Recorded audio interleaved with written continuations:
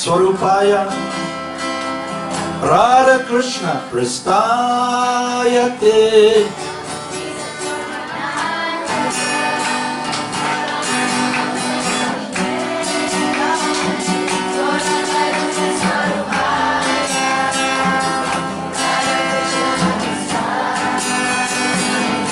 Bhaja Shri Krishna Chaitanya Prabhu Nityananda Shri Advaita Garadhara Shri Vasudeva Bhakta Vrinda.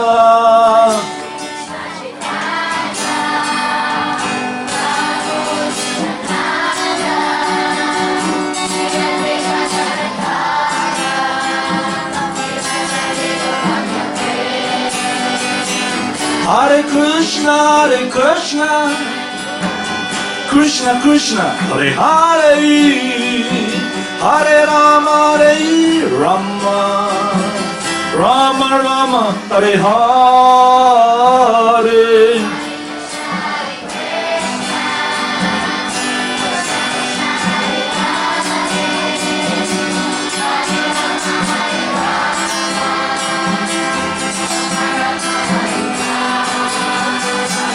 Hare Krishna,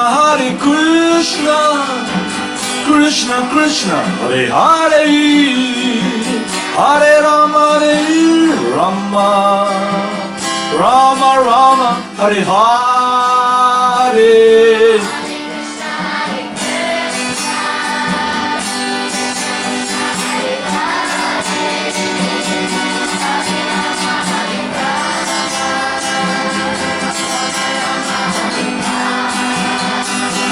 Hare Krishna, Krishna Krishna, Hare Hare, Hare Rama, Hare Rama, Rama Rama, Hare Hare. Hare Bhajan. Boys and girls.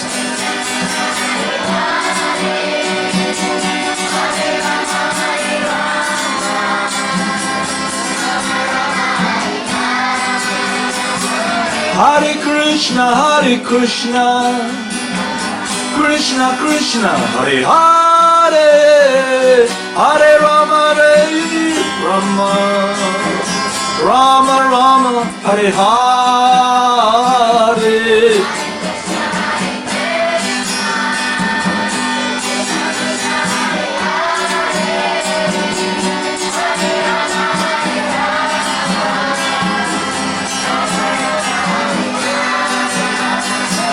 Hare Krishna, Krishna Krishna, Hare Hare, Hare Rama, Hare Rama, Rama Rama, Hare Hare.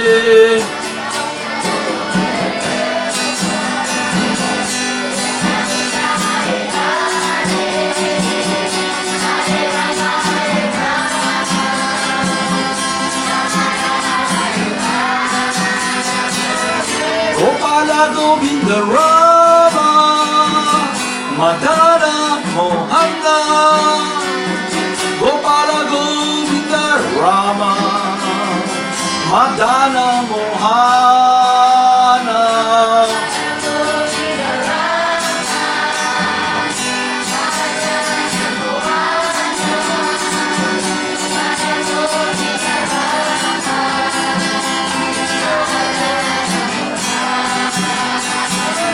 Jaya Jaya Gurudev, Jaya Jaya Gurudev, Jaya Jaya Gurudev, Jaya Jaya Gurudev.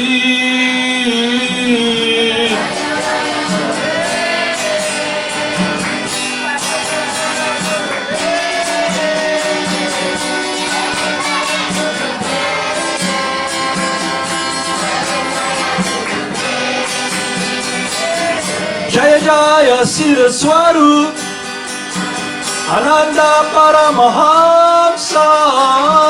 Jaya Jaya Sira Swarup Ananda Paramahamsa.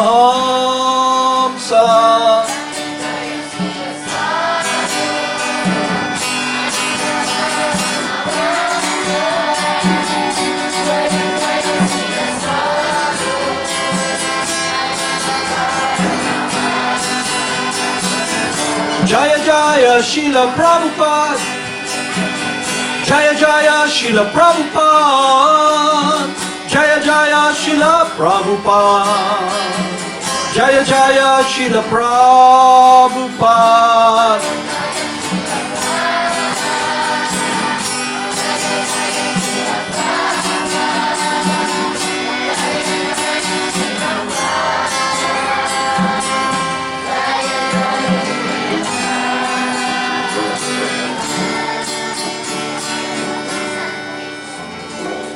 Haribol Namaste.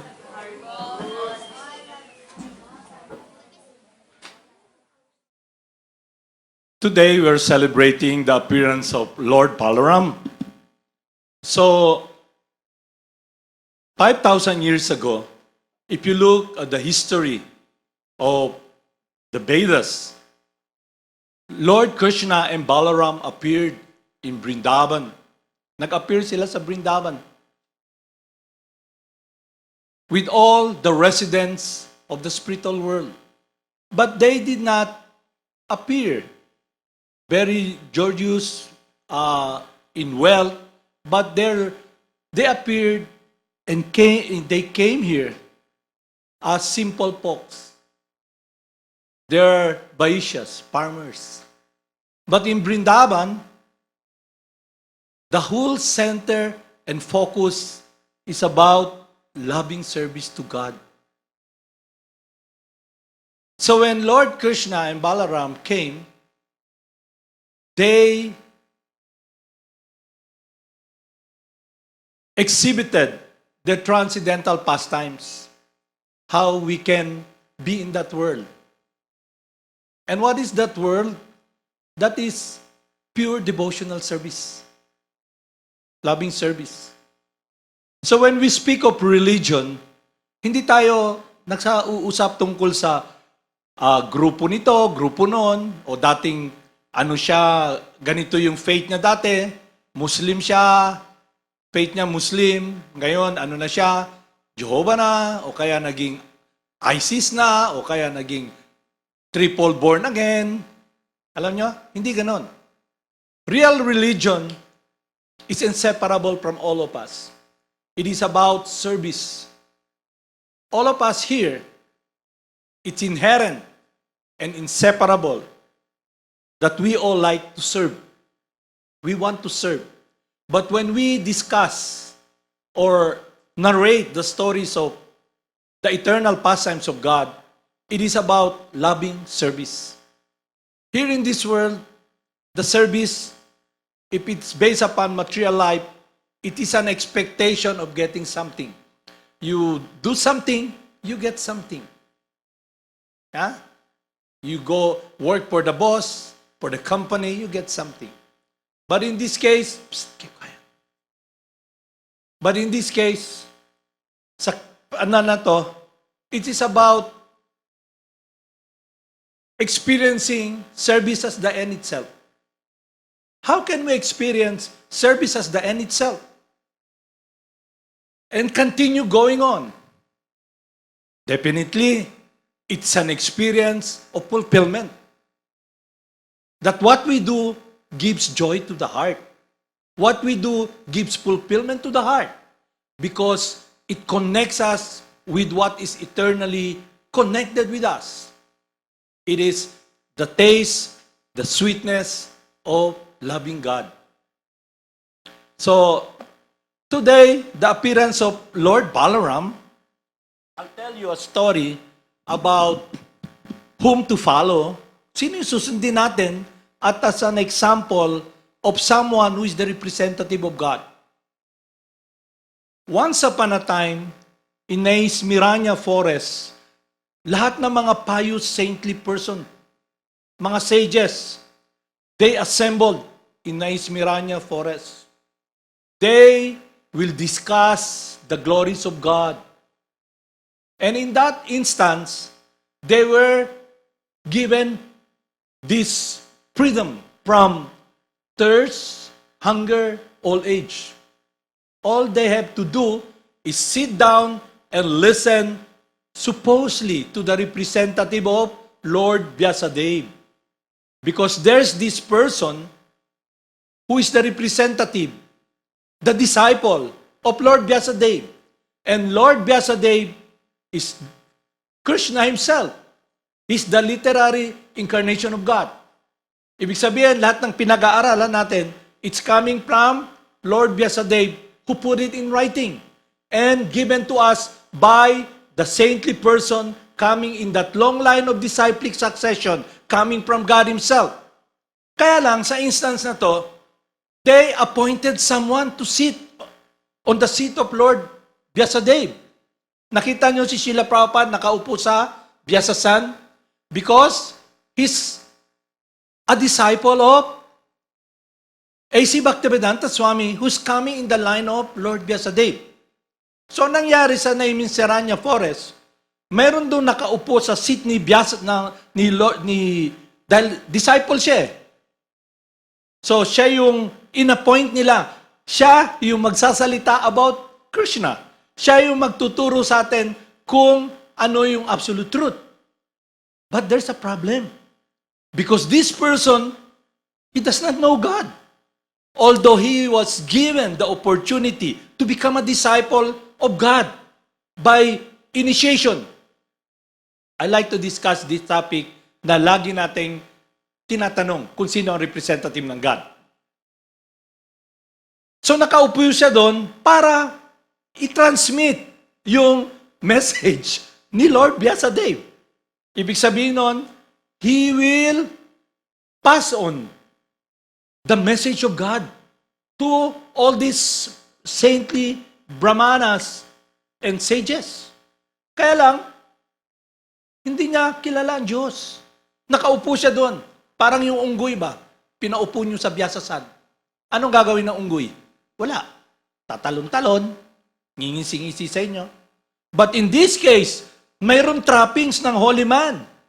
Kasi nga, initiated disciple siya ni Lord Vyasadeva. He's supposedly there to sit down and represent Krishna and tell them about Krishna. Kaya lang, may problem. Kasi during the battle of Kurukshetra, there will be a great battle. Maggegera. So lahat ng kingdom from Thailand, all the warriors, mga kings, they have chosen someone to follow. Kaya makikita nyo sa battle ng Kurukshetra, nandun yung mga iba-ibang warriors, iba-ibang kings coming from different kingdoms. And they will fight, maglalaban sila, and they will decide, supposedly, who will be the emperor. And Lord Krishna is there. But Lord Balaram, seeing the battle, he did not take part because the participants are all his students. And being a warrior, there's no fun. Hindi masaya kung hindi ako makipag-away ng martial art. Lord Balaram taught Arjuna and Bhisma the science of war. Si Bhima, saka si Duryodhana, sa part na yon, cousin sila. It's a family feud. Tinuruan ni Lord Balaram sila how to use the club. Kaya lang sa laban na to, hindi siya kasama. So it's no fun. So ginawa niya, he traveled through the holy places. Pumunta siya sa mga holy places. And in this case, napunta siya sa Bandirakanya Forest or where the sages are sitting down and they were about to listen supposedly to someone who is the representative of God. But the problem, Lord Balaram came there. Nung nakita siya ng mga saintly person, immediately they stood up. Tumayo sila because Krishna's here. Lord Balaram is the expansion of Lord Krishna. Lord Krishna expanded himself. And Lord Balaram is eternally his companion for his pleasure. He makes Krishna happy. He gives pleasure to Krishna. And not only that, he's the maintainer. He's called Bala energy. Power. He maintains everything. The same power that Krishna has. So ngayon, pagpasok ni Lord Balaram, lahat tumayo. Pero si Roma Sansuta nakaupo sa Byasasan. Yung nakaupo sa Byasasan, pag may dumating na guest, not necessarily kailangan tumayo siya. Kasi siya yung representative dapat ni Krishna. But in this case, it's different. Because Krishna's here. Lord Balaram, the expansion of Lord Krishna. Hindi siya tumayo. Nakaupo lang siya, nakatingin. And Lord Balaram noticed it. And immediately, he knows the person sitting there is not qualified to speak about Krishna, about the transcendental pastimes. Because that person is covered by arrogance. He's very arrogant. That even the person whom supposedly he has to glorify the qualities of God, His glories, he's sitting down there, very arrogant, feeling higher than Balaram. So ginawa ni Lord Balaram, naawa siya sa mga sages kasi how can you listen to someone representing God who himself is under the influence of lust, anger, and greed, under the influence of material nature. His consciousness is contaminated with mundane consideration, especially arrogance. So, lumapit si Lord Balaram, kumuha siya ng kusa grass, parang kugon, lumapit siya, tinusok niya yung heart ni Romar Sansuta. And he died instantly. Lahat nabigla. Wow, nagkaroon ng uproar. Wow, inappoint namin sila. Siya. Sabi ni Lord Balaram, nung nakita nila, ginawa yun ni Lord Balaram, sabi nila kay Lord Balaram, there should be an example being sent. Baka gawin ng mga tao, ganun din. But in this case, only Lord Balaram can do that. To exemplify yung tamang behavior. Sabi ni Lord Balaram, okay, I will atone. So sabi nila, anong atonement? Nahiya rin sila kanong atonement. Krishna yun Sabi nila, may pumupunta ritong demon, walang ginawa, kung hindi, pag dumating siya, yung para bang alam niyo yung gabon, yung fog, pero ito hindi gabon, pag darating siya, babaho yung place, ang ulan, ihi, saka mga pupo. So yung mga nagme-meditate, takbo kasi umuulan ng madumi. And sinisira niya yung place, dinidisturb niya. There's this demon who comes. Yun yung atonement. So nung dumating yung demon, pinatay ni Lord Balaram. At ang ginawa ni Lord Balaram, sabi niya, I will appoint someone to sit, and the best person is the son of Romar Sansuta. Lord Krishna can appoint someone to represent him. Appointment, ito yung uupo sa Byasasan, only God can do that. To appoint. God can do that. But in the case of Romar Sansuta, he was given the opportunity to represent God. Kaya lang, his heart is very hard with arrogance. So, contaminated siya. How can someone who is impure represent the pure? So, yun ang dapat alamin natin. Yun yung topic na dapat alamin natin.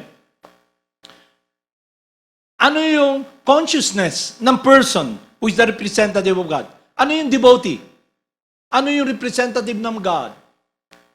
So, I'll read to you mamaya kung ano yung activities. And us, meaning tayo na nandito, how can we be in that state of consciousness? Paano tayo magiging devotees? Real devotees, ha? Real devotees of God. Hindi yung devote. So what happened was, he atoned and killed the demon and put someone there appointed to represent Krishna. Dito sa mundo, maraming manluloko eh. Kukuha ng Bible, babasahin. Sabi sa Biblia, ito, Salmo ganito, ganito, ganito. Magtatayo ako ng simbahan. Dahil daw yung Savior, manggagaling sa East. So, ibig sabihin, made in the Philippines, yung magiging Savior. Yung representative is coming from the Philippines kasi sa East eh. So, ginawa niya, nagtayo siya ng simbahan sa East. At siya yung the only begotten Son of God. At lahat ng sumusunod, anak din kayo ng Diyos. Pero ako ang begotten Son of God. Ibig sabihin, lahat ng yaman na pinapakita ko, kasi nagpapakita ng yaman eh. Ganyan ang representative ng God.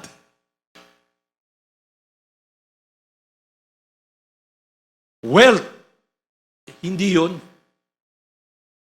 We must develop spiritual vision and understanding. And that consciousness is based upon the teachings of Vyasadeva. And what is that? To those who are constantly devoted unto me, constantly devoted, I give them the understanding by which they can come to me.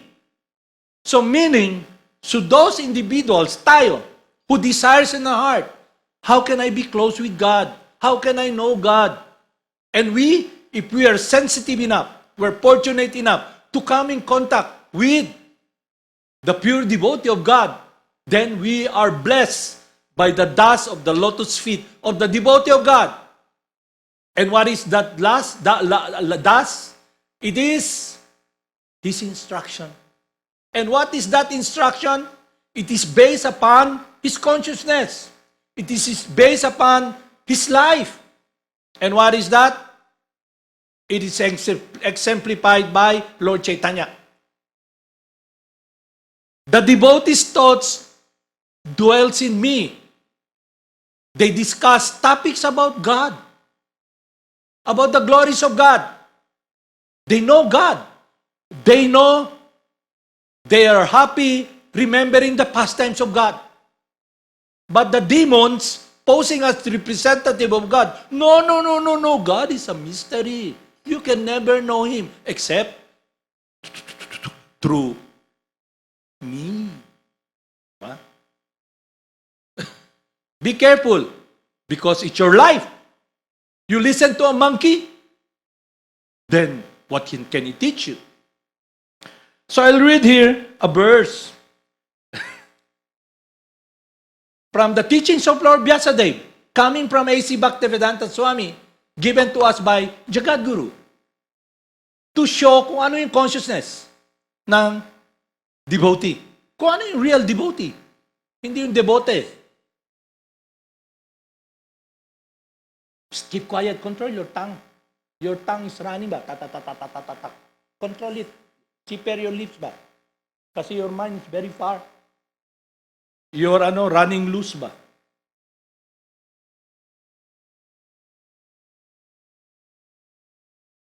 Who are the pure devotees of God?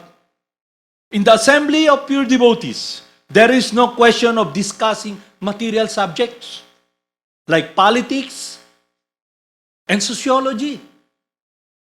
Ibig sabihin, philanthropic activities, social activities, about nature, capitalism, hindi yun ang topic nila. Because that topic is based upon this temporary world. Their discussion is based upon the eternal pastimes of God.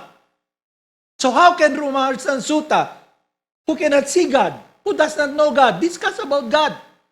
Parang yung unggoy ba, tatanungin mo, ano masasabi ng unggoy?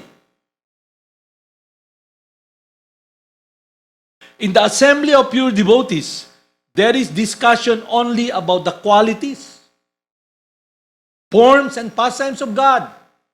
Because God is eternal. You are eternal. But the difference is God has inconceivable potencies beyond our comprehension. But He comes, and I'll discuss this day about that coming and how He loves us. In the assembly of pure devotees, there is discussion only about the qualities, forms, and pastimes of the Supreme Personality of Godhead. He is praised and worshipped with full attention. In the association of pure devotees, by constantly hearing such topics respectfully, even a person who wants to merge in the existence of the Absolute abandons this idea and gradually becomes attached to the service of Lord Vyasadeva or Krishna. Ito yung symptom ng pure devotee. The symptom of pure devotees are described in this verse. The pure devotee is never interested in material topics. Ibig sabihin, the devotee is not interested in social activities, philanthropic activities, altruism, philanthropism, ism, communism, capitalism. He's not interested. His only interest is Krishna. That's why we were given this opportunity, and I'll discuss this, how fortunate we are. That the discussion about the qualities of God, wonderful, Krishna is the most beautiful, He's our friend. Those are qualities of God. Lagi nilang sinasabi, praise the Lord, praise the Lord. Pag sinabi mo, God is wonderful, He is eternally, He does not get old, He's my best friend. No. What we should focus is about resurrection of the dead. Na time will come. You join us. You become a member. Then, pagdating ng panahon, pagdating ng paghusga, lahat tayo tatayo. At yung hindi sumunod sa utos ng mga unggoy ay mapupunta sa kumukulong apoy. These are all nonsense. Because these people, they have not experienced the taste of loving God. Just like Roma Arsan Sutta sitting there. He's not able to experience the sweetness of loving service. He's not able to engage in loving remembrance about what is eternally absolute. That is the pastimes of God. And the reason he's speaking there, supposedly, is to educate all the people there so they can remember God. But tignan nyo anong ginagawa ng mga taong nakaupo na sinunod yung nakaupo na unggoy. Nag-uunggoy-unggoyan din. Anong ginagawa? Lagi nilang sinasabi, para ma-save ka, you must become a member. Para magkaroon ka ng bahay, ng condominium doon, konti na lang, 1 million lang yung pwedeng pumunta doon, 10 na lang yung kulang, para yung nagtitinda ng, pag pumunta kayo sa mall, nagtitinda ng blender. Di ba? Nakita nyo yun?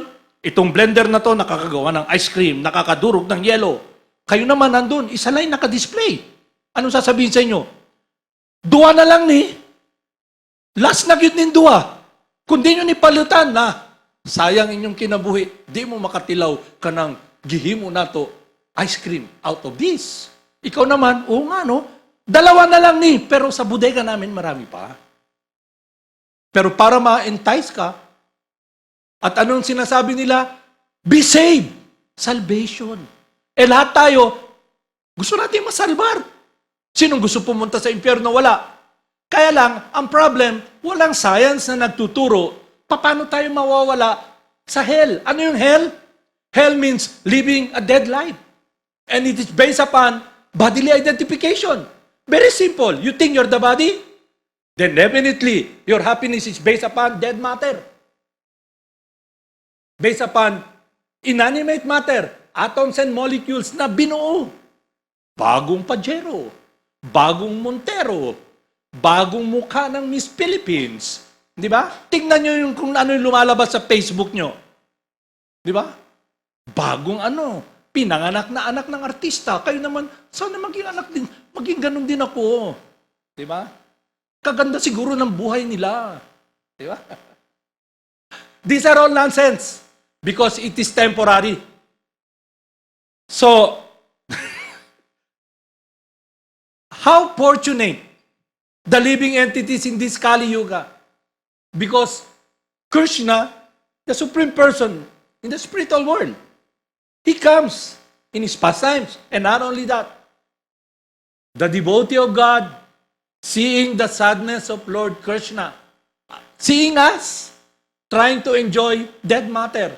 We're suffering from birth, death, disease, and old age. Not only that, we're not able to experience the sweetness of what is love. We are so much in lust. Our eyes are covered. He comes to alleviate this transcendental sadness of God. He comes and invites us. He invites us. He comes chanting the holy names of God. Blessed is he who comes in the name of the Lord. So that is the devotee of God. And his life is based upon compassion. Naawa siya ba? Dili gahi. Like in the Philippines, God comes. Inisip natin, kailan pupunta si Krishna? Krishna is always with us. I'll read to you why.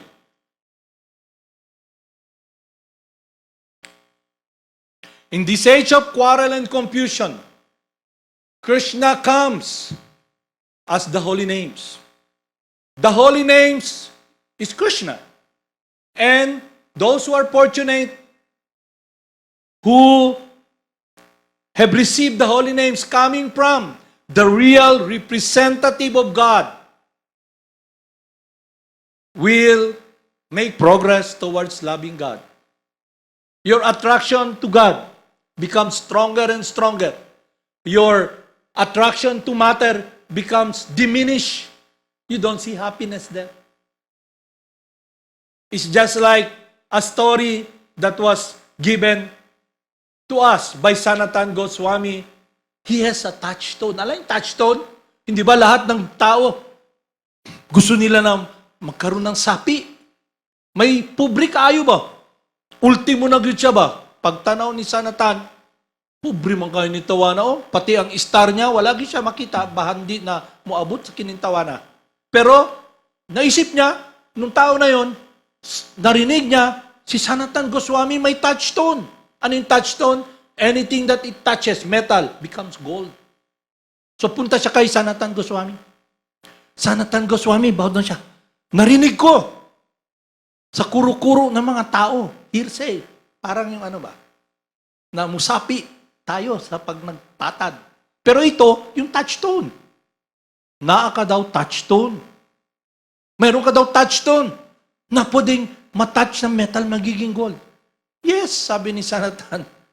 Can I see it? Di ba? Ganun tayo. Yung anticipation, sana makita ko, sana makita ko.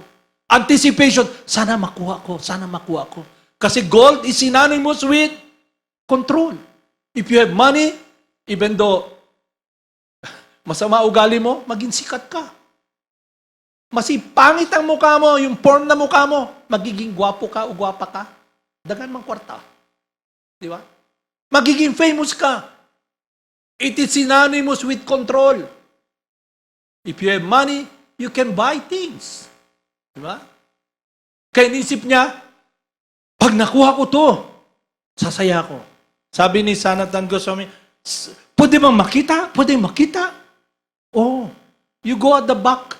Doon sa tabi ng basurahan, may tambak na para yung basurahan natin dyan. Nandun. Parang dito sa Madana. Mga tao na nakakating classes, naka-standby sa basurahan. Ayaw nila mag-attend ng program. Doon sila sa tabi doon. Nakatingin lang sa mainit na araw. Sa poste. O kaya sa CR, naglalaro ng laway. Di ba? Sabi niya, okay, sa likod, punta ka. Punta siya. Kaso, it came to him. Na-remind siya. Bakit nasa tabi ng basurahan to? Kung talagang magbibigay ito ng ligaya, bakit tinabi lang sa basurahan? Balik siya. My dear Sanatan, ba't nasa basurahan lang yung touchstone? Sabi niya, is there something na mayroon ka na valuable pa kaysa sa touchstone? Dala-dala niya eh. Nga no, nasa basurahan ni. Napa ba mas labaw diri? Sabi niya, return it back sa garbage. Sa dump dun. And I'll teach you. Give you what is real wealth. So ang point ko, the devotee has so much compassion. So when the holy name comes, there is no hard and fast rules. You can chant and congregate because it's Krishna coming down. But those people who follows the path of Maharsan Sutta make rules made in the Philippines. Hindi pwede yan, hindi pwede to. Ako ang na-appoint. And in this case, Maharsan Sutta is an initiated disciple of Lord Vyasadeva. Nakakakita siya, nakakausap, kagaya ng ginagawa ng mga tao, ng mga batas na makamundo made in the Philippines.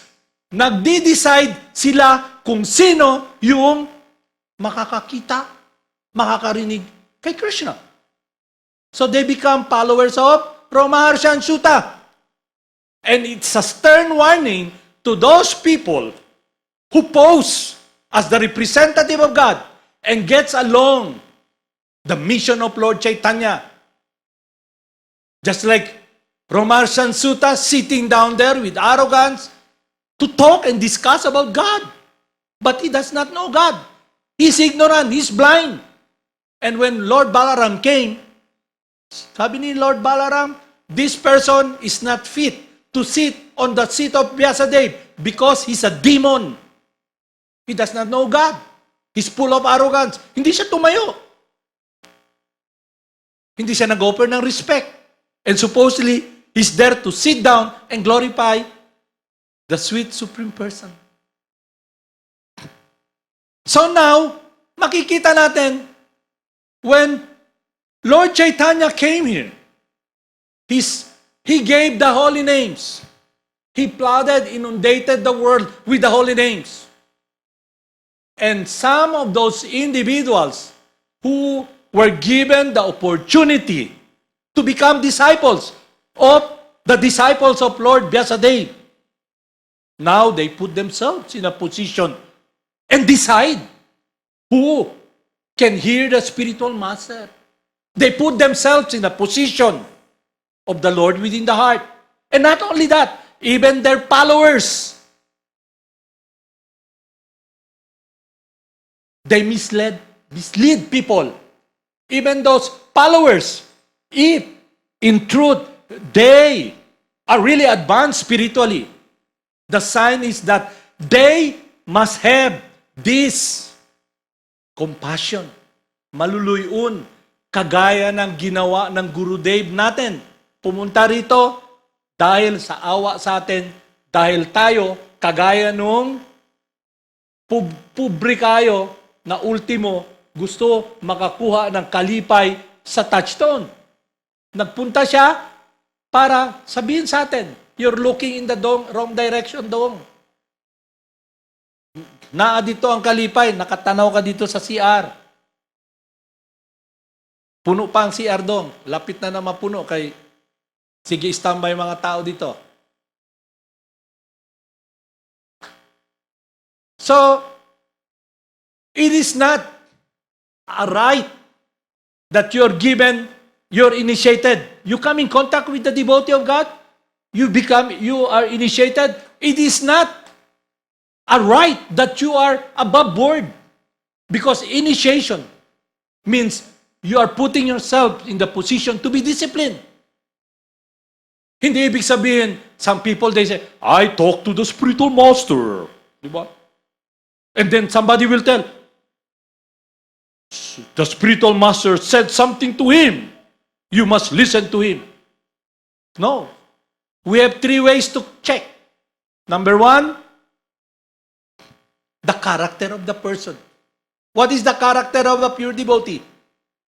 Sinabi rito, they're not interested in mundane topics. They're not interested in altruism, philanthropism, capitalism, social activities, even taking care of nature.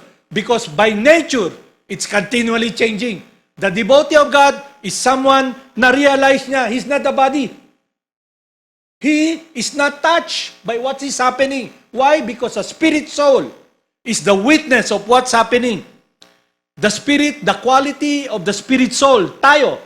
You can never be burned by fire.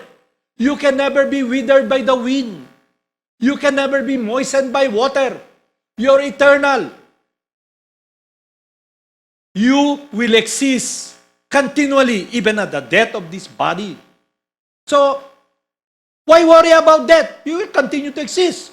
What we should be worrying is a life that is full of emptiness, full of hardness, full of coldness, that we're not able to enter that world of sweetness. And if you follow someone who is like Romaharsan Sutta, then you won't achieve that. That's why it's a stern warning by Lord Balaram that the killer of the soul, whoever he may be, will enter into the darkness region of ignorance. You can never run. Lord Balaram doesn't need to kill Romaharsan Sutta with a kusa grass because Mother Nature takes care of that. Embedded, is already decided that once a person is born, once you are born in this body, death is certain. Asa ka makalikay? Parang kandila ba? Once sinindihan mo yung kandila, mukupos. Once you're in the body, once you experience birth in the body, it's also guaranteed that your body will die. So why worry about that? Why focus on trying to maintain the body that will die and after a while be turned into these changes of molecules and atoms? What we should be focusing is upon the appearance of Lord Balaram. It is based upon compassion. It's based upon us entering that world of life. In the Philippines, some people, they think, I'm initiated. Srila Prabhupada talks to me as if it's a right to decide who will be the devotee of God. They appointed themselves. And not only that, those ignorant people followed him. But if you look closely, his life is based upon cruelty, based upon material designation. It's not a transcendental world. The topics that they discuss is not based upon the eternal pastimes of God. It is based upon this dead world. It's about social activities. It is about meditating upon these temporary forms. And they glory. Look what we know. Who cares about what you know? Eventually, you'll be lost into oblivion. You're an insignificant. You're not even an insignificant. You don't count in this universe. Because everything is done by material nature. You're just there, sitting down in this body. The body gets old. It withers. It dies. You're just there. Nothing you can do. You eat, hindi naman ikaw yung, halimbawa, kain kayo ng spaghetti. Hindi naman pag puno na yung tiyan nyo, kailangan matunaw. Hindi. It's already done by nature. Pasok sa intestine, may acid yung body, tunawin yan. Kung di matunaw, mag-LBM mo. Wala kayong magawa. Diba? It's already decided that this body will die. Will experience birth, death, disease, and old age. Why are we so attached to this body? Because we have been contaminated by this disease of trying to play God, to control. We have become so selfish. And in this selfishness, we have become hard-hearted. What we are not able to see people suffering, people not experiencing the sweetness of devotional service. So Lord Balaram came here to give us this sweetness. And Lord Chaitanya and our Gurudev, they come here to show God's compassion. And they are bringing God, the holy names. I'll read to you the teachings of Lord Chaitanya.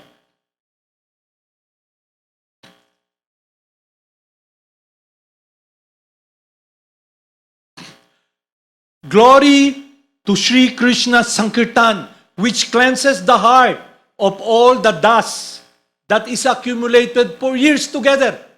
Meaning, all our sinful activities, material contamination, we become purified when we receive the holy names coming from the lips of a pure devotee of God. Thus, the fire of conditional life of repeated birth and death is extinguished. Meaning, our focus now is not upon this temporary world. It's not about social activities, how we are a wushu teacher, Tai Chi teacher, Kung Fu master, Taekwondo master. It's all about this body. Our focus is upon our relationship with God. The Sankirtan movement is the prime benediction for humanity at large. Because it spread the rays of benediction moon. It is the life of all transcendental knowledge. So God comes. So when we are fortunate to come in contact with the confidential, compassionate friend of God, our Gurudev, He gives us Krishna. It is the life of transcendental knowledge. It increases the ocean of transcendental bliss. And it helps to have a taste for the nectar which we are always anxious. We are always anxious to be happy. But how can you be happy when you listen to someone who is a materialist? He may be even initiated by a bona fide spiritual master, but the topic is based upon this dead world. And we have discussed here the qualities of the representative of God. Their activities, they are pure devotees. Their activities is simply meditating upon the transcendental pastimes of God, His glories. Hindi nila pinag-uusapan yung dead matter. Hindi nila pinag-uusapan yung mga unggoy. Hindi na pinag-uusapan yung mga basura. Because it's dead. And not only that, their happiness increases. So when a person makes progress, when he received the holy names, Krishna, his taste for this world becomes lesser and lesser. That you can check. If you have so much attraction to this world, you're burning with desire because of lust. That lust can be extinguished with these transcendental pastimes of God, the holy names. So, the congregational chanting extinguish the fire of conditional life, meaning our taste for this world decreases. Not only that, we see this world. And when you realize this wisdom, not by ascending method, by God Himself, Krishna reveals Himself to you. You're able to see yourself, you're able to see that you're blind. Everybody here is blind. Pero inisip natin, makakita tayo. But in a true sense, we're all blind. Everything is carried by Mother Nature. The power of Krishna, Mother Nature. Everything is moving. But the living entity, he is in this focus, is drawn into that. And when we come in contact with God's compassion because of receiving this knowledge from the representative of God, who is the compassion, who has so much compassion for us, who is God's personification of compassion, we're able to see the truth. Makita mo, I'm blind.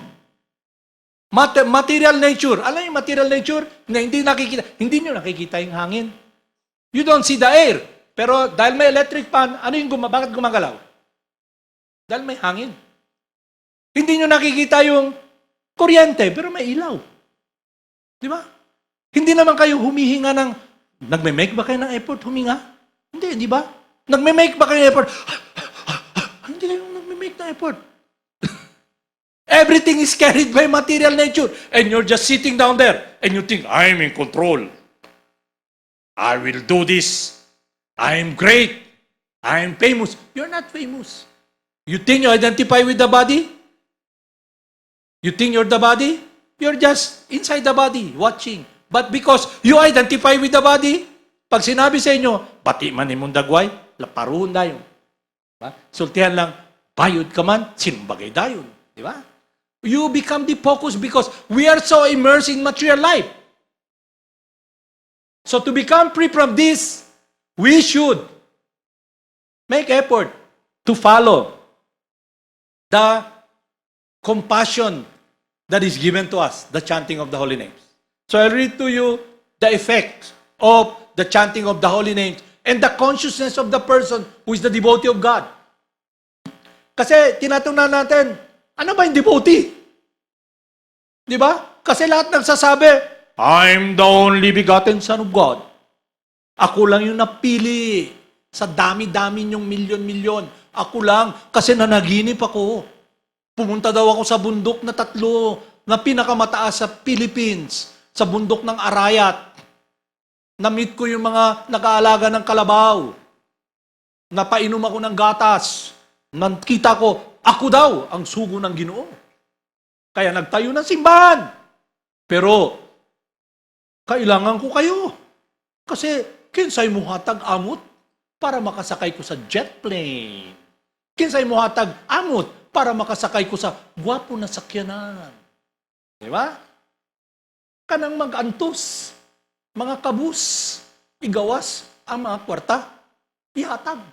Kay masalbar man mo, maluwas mo. These are all nonsense. These people should be very careful because they don't need, Lord Balaram does not need to come and kill them, extinguish their nefarious, demoniac life. Mother Nature will take care of it. Mother Nature inarrange na that this body will die. It's born, it grows, produce byproduct, then it gets old and die. Hindi na kailangan ni Krishna. Para bang dito, di ba? May gobyerno na. Like the discussion of Sir Rishab. Pag sinabi nilang tukhang, hindi na kailangan si Digong nandito pa, kinsay nag-drugs diri, akong dakpon. Hindi na. Na-set up na yan. Nila Bato na dati yung mga gitokhang na mga pulis para dili hassle, pideya na. Kay daga naman namatay. Hindi man si Digong pumunta doon na dala-dala yung baril niya. Pusher! Pusher! Hindi niya ginawa yun. Meron na mga tao na pag sinira mo yung batas, ikukulong ka. Sa Philippines, alam nyo, only in the Philippines, taking drugs is not a criminal act. It's a medical problem. Ibig sabihin, psychological problem. Kaya hindi, rehabilitation lang. Pero pag napunta ka sa China, di ba? Nahulihan ka lang ng ilang gramo ng shabu, bitay. Napunta ka sa Malaysia, mahulihan ka ng cocaine o kaya bitay. In the Philippines, rehabilitation kay luoy. Ang ato lang patsyon, mga drug pusher. O mga magdala drugs na wala diri, nasa China. Ipadala lang nila diri. So ang point ko rito is that the world of love is based upon compassion. It's not based upon cruelty and hardness. Ano ang consciousness ng person who is a demon? He's very cruel. And ang nakakapagtaka, yung mga sumusunod, they are not even seeing that compassion that Lord Chaitanya has given because they have not followed the process. Ano yung process? Discussing about the glories of God. Ito yung consciousness ng person. Oh my Lord, your holy name alone can render all benediction upon the living entities.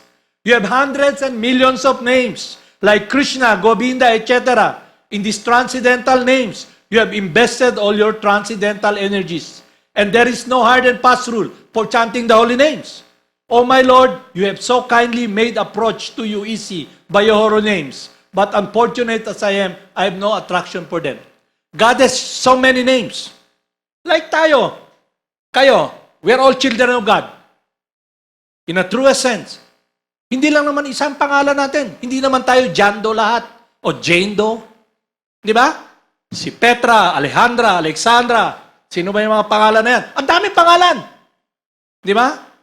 At according sa mga angga nyo, may qualities din kayo.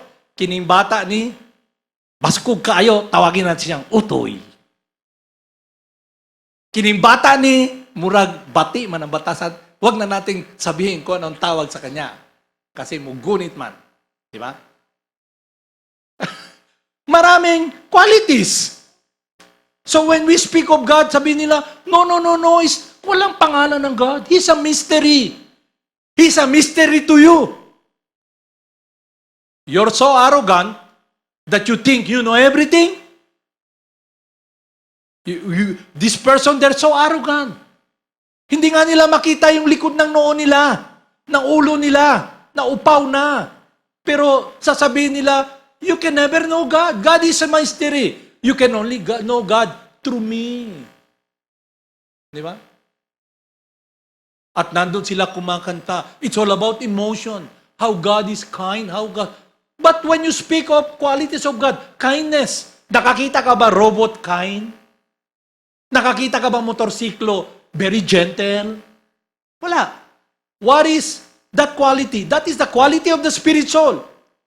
You are by nature gentle, very sweet, very kind. And you're a person. So what more of the Father? So when we talk about the qualities of God, we're talking about His form. God has a form. He's like you, but He's transcendental.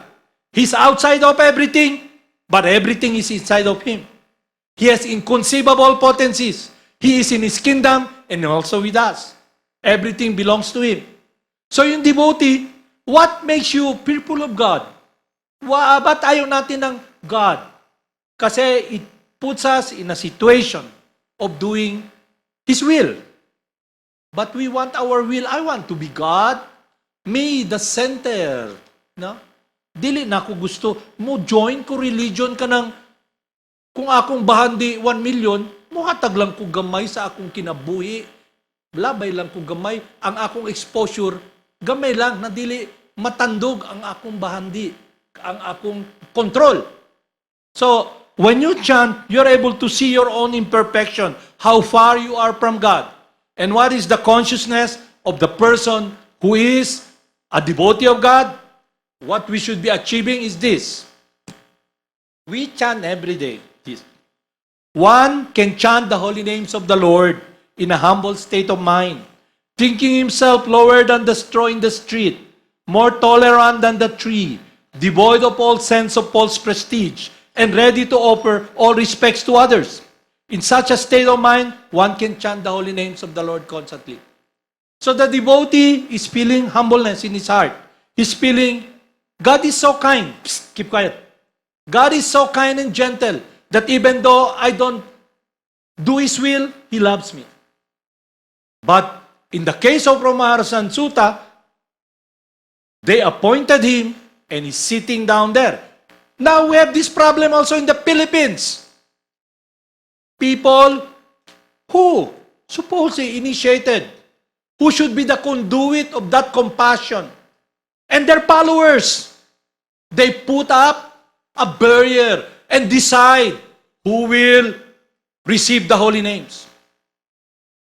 Until and unless one is blessed by the lotus feet, the dust of the pure devotee of God, then, if he is not blessed, he will not make progress towards spiritual life.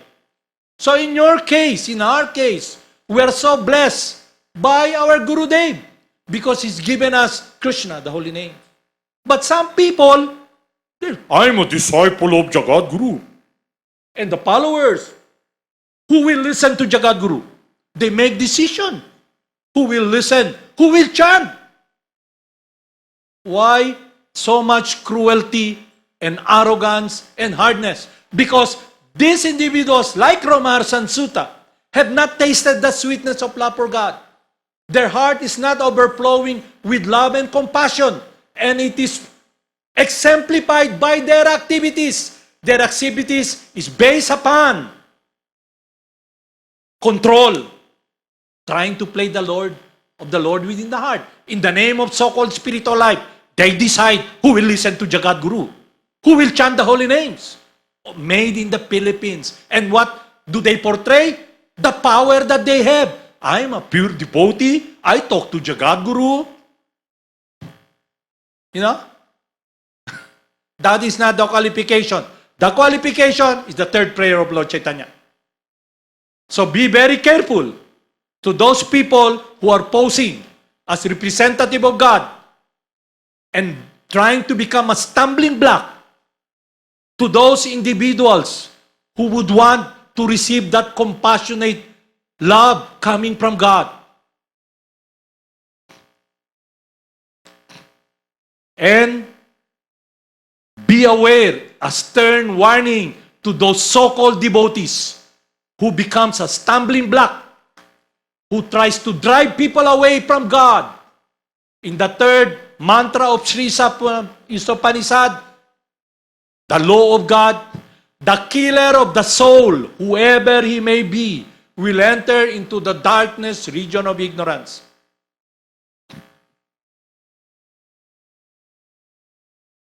Instead of trying to play control, a person should see how much attachment do I have for God? How much compassion do I have for God? How much I have experienced that love that I'm feeling lower than the straw in the street. But no, they feel, Srila Prabhupada talks to me. Made in the Philippines. They put laws that is not eternal. All the things you see here, it's not in the spiritual world. There's no such thing there. It is an eternal word of love. But because people, they don't have this faith and understanding of God, what they portray is the hardness, the cruelty. Just like Ramaharsan Sutta. What did he portray? The arrogance that even God is in front of him. He should be very happy because Krishna's here. Just like the residents of Vrindavan.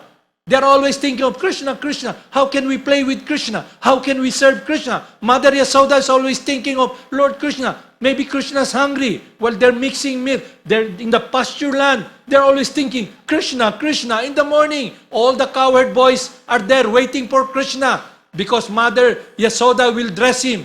They're all bringing their flute and bugles so they can play in the grounds of Vrindavan. It is an invitation to us. The holy names is non-different from that because Krishna comes as the holy names. If you take that, then you'll be like that poor man who returned the touchstone and listened to Sanatan Goswami. And a stern warning to those people who gets along the way and kill people. Now, you cannot kill a living entity, but you can put them in death.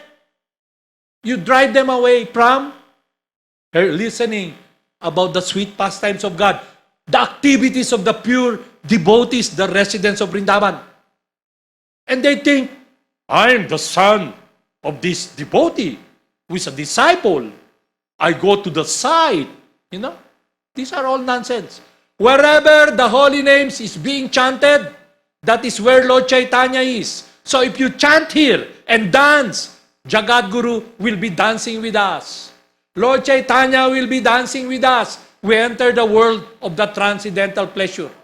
We transcend bodily identification and enter that world. Your heart will become fulfilled. Your attraction to this world becomes lesser and lesser, and then you are able to see. The blind man can see. Now you ask this question, are you really seeing with what we have discussed? But don't worry, because it is achievable. To know and love God is achievable. provided you follow the process. Is it clear to you? So Balaram came here to establish religion. Lord Krishna came here to establish religion. What is religion? It is devotional service. It is not para hadlukun mo ba? Pag di kayo sumunod, doon kayo sa kumukulong apoy. Pag hindi nyo nakita kung gaano ako ka-holy at hindi kayo sumunod, naghatag amot, you're not doing the will of God. You watch out. You may be following a monkey. What does a man profit if he gains the whole world and loses his soul? Loses God. Time is very short. Akala nyo, you're eternal, pero yung time nyo sa mundo na to, very short. Parang yung langaw, parang nakakita ba kayo pag bago panuwig, lalabas yung mga moth, ang dami? Yung buhay nila, sandali lang naman. Sometimes, paglabas sila, patay agad. Pero dahil eternal tayo, inisip natin, I want eternality. Yes, you're eternal, but in this body, you will not be eternal in this body. But if you like, you can be eternal in this body. In the cycle of birth and death, samskara, birth, disease, and old age. You can be born again many, many times eternally. So you make a choice to be born again or to go back to Krishna.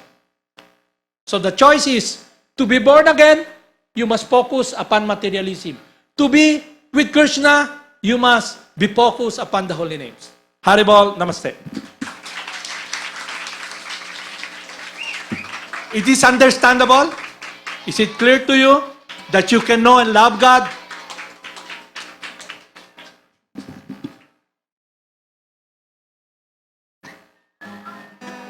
Actually, I'll give you last comment. Actually, the reason we are afraid, we are cowards, because we're away from Krishna. We feel loneliness, sadness. But with Krishna, you become brave because Krishna's with me. Nothing can go wrong. Krishna's my driver. So, a materialist, ang driver niya, siya lang. So, let Krishna be the driver of your life by following His instruction, His love. Okay, let's chant. Okay, chant tayo para yung mga baba na dili makontrol, kanang dila na masiwalay, walay isulti, mag-ana-ana lang, oh. Mag-ana, oh. Ang huna-huna na, tanaw diri, tanaw dito. Control, mahirap kasi, para kayong, alam niyo yung may Alzheimer? Nakita niyo yung may Alzheimer? Ganun ang ganun? Ang control. So, tignan niyo kung may tama kayo ng materialism Alzheimer.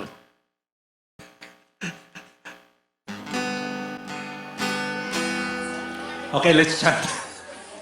Enough of this world. Chaitanya, Nityananda, Gaur Hari. Chaitanya, Nityananda, Gaur Hari.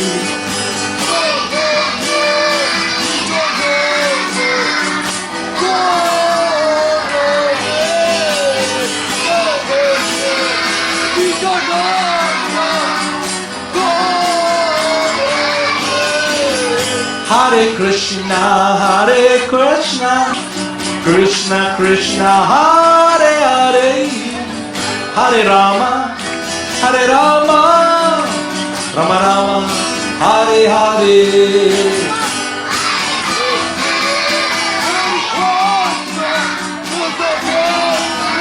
Haribol, Haribol.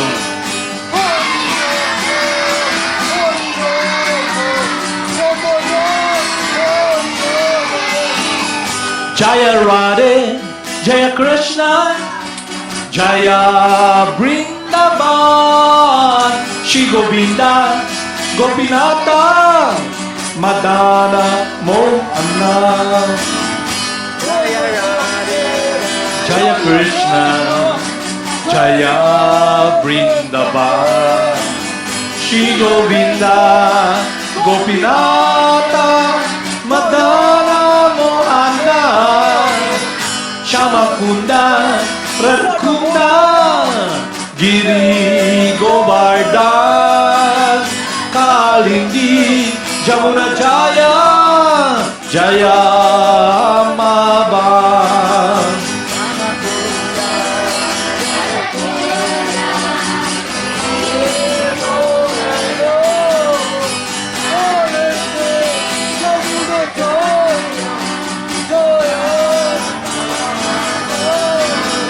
Gopala, Govinda Rama, Madana Mohanna. Gopala, Govinda Rama, Madana Mohanna. Haribol, everybody.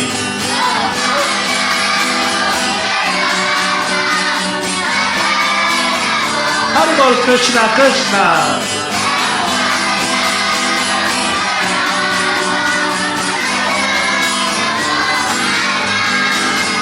Gopala, Govinda Rama, Madana Mohanna. Gopala, Govinda Rama, Madana Mohanna.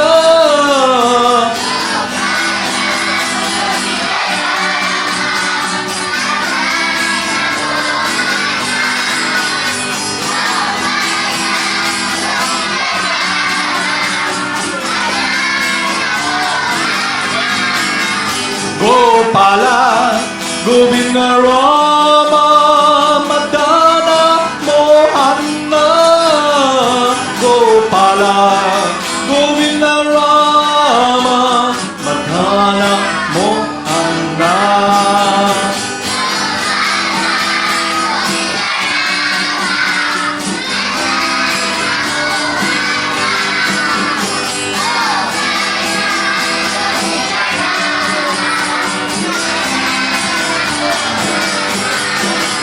Gopala, Govinda Rama, Madana Mohanna.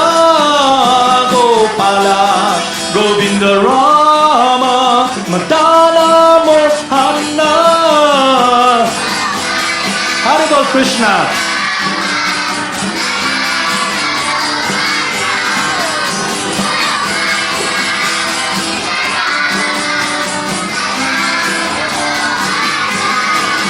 Gopala, Govinda Rama, Madana Mohanna.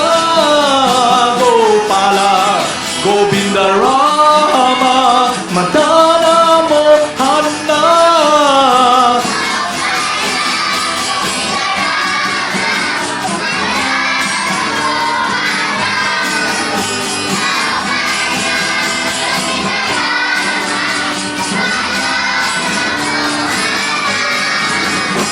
Gopala, Govinda Rama, Madana Mohanna. Gopala, Govinda Rama, Madana Mohanna.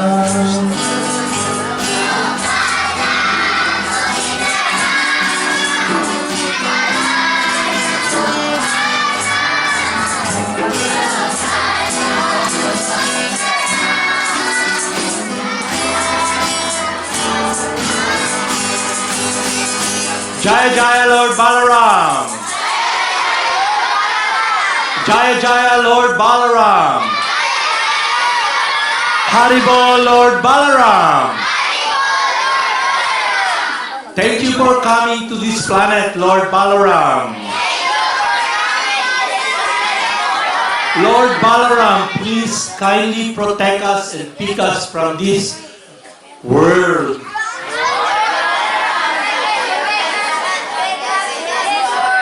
Please bring us back to the spiritual world.